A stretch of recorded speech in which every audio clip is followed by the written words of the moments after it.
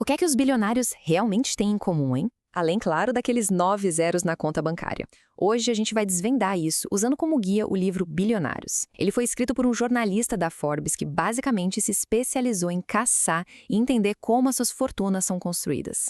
Essa é uma pergunta interessante, e a resposta pode surpreender muita gente, porque, na verdade, os impérios deles estão muito, mas muito mais entrelaçados na nossa rotina do que a gente imagina, e na maioria das vezes a gente nem percebe.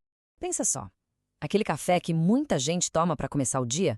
Pois é, faz parte do império de Howard Schultz.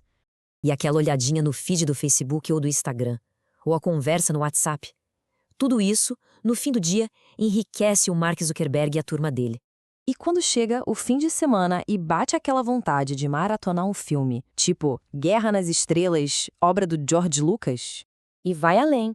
Até as roupas que a gente veste, como um jeans da Diesel, por exemplo, pertencem ao portfólio de um bilionário, o Renzo Rosso. Fica bem claro, né? Eles estão por toda parte. Bom, e agora vem a pergunta de $1 bilhão. Se eles estão em todo lugar, qual é o verdadeiro segredo? O que é que realmente une todas essas pessoas? E é aqui que a gente quebra um mito gigantesco. Muita gente pensa que para chegar lá é preciso ter uma personalidade específica, sabe, ser extrovertido, super arrojado, impulsivo, mas a pesquisa mostra que não é nada disso. O que eles compartilham não é um tipo de personalidade, mas sim uma mentalidade, um jeito de pensar que, olha só que interessante, pode ser aprendido. Então, o grande segredo está em entender essa mentalidade.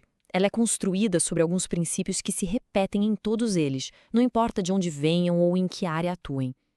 Vamos mergulhar no primeiro. O bilionário brasileiro Marcel Telles, um dos donos da Ambev e do Burger King, resumiu o primeiro princípio de um jeito perfeito com essa frase. A ideia aqui é a frugalidade extrema. Eles não gastam, eles acumulam. E isso não é só da boca para fora, não. Warren Buffett, um dos caras mais ricos do mundo, mora na mesmíssima casa há mais de 60 anos. O fundador da Zala, o Amancio Ortega, almoçava no refeitório com todo mundo na empresa. E o criador da IKEA dirigiu o mesmo carro por 2 décadas. A mentalidade é essa: cada centavo que se economiza é 1 centavo ganho. Ok, vamos para o segundo pilar dessa mentalidade, a dedicação obsessiva. O autor Malcolm Gladwell ficou famoso com a regra das 10.000 horas. A teoria diz que para ficar realmente bom em qualquer coisa, são necessárias, no mínimo, 10.000 horas de prática intensa. E os exemplos ilustram isso de um jeito brilhante. Antes de estourarem, os Beatles tocaram mais de 1.200 vezes em Hamburgo. Imagina, acumulando horas e horas de palco. O Bill Gates, quando era adolescente, dedicou mais de 10.000 horas à programação numa época em que isso era raríssimo. É sobre paixão e um esforço que não para. Mas tá, como é que essa mentalidade vira ação? Acontece que a grande maioria dos bilionários seguiu um caminho estrutural muito, muito claro. Os dados da Forbes não deixam dúvida. 2/3, ou seja, 66% dos bilionários do mundo construíram a própria fortuna. São empreendedores. Só 13% simplesmente herdaram seus bilhões. O caminho mais comum é, de longe, criar o próprio negócio.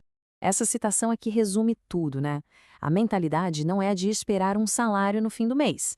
É a de gerar lucro por ter uma parte do negócio. Um salário paga as contas, agora é o lucro constrói uma fortuna.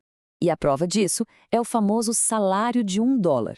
Os fundadores das maiores empresas de tecnologia do mundo não recebem salários milionários.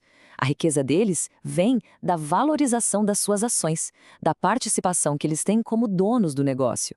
E, finalmente, o terceiro princípio, e talvez um dos mais importantes, a rede de contatos. Nenhum bilionário chegou lá em cima sozinho. Todos eles entenderam o poder de se cercar das pessoas certas.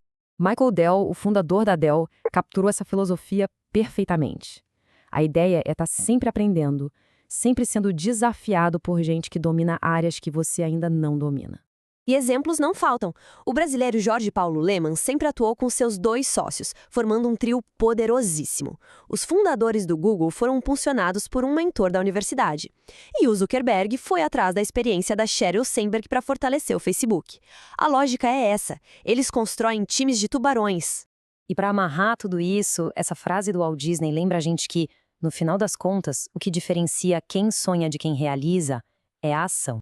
Então, o manual do bilionário é bem claro. Uma mentalidade focada em frugalidade e dedicação, um caminho que é o do empreendedorismo e uma rede de pessoas excepcionais. A questão que fica no ar é: se esse é o mapa, qual seria o primeiro passo a ser dado?